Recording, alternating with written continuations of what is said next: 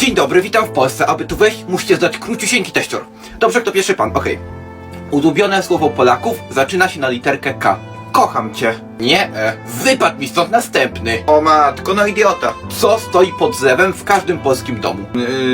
Czajnik? Nie, wypadł mi z baru, następny. A temu to chyba barani mózg przeszczepili.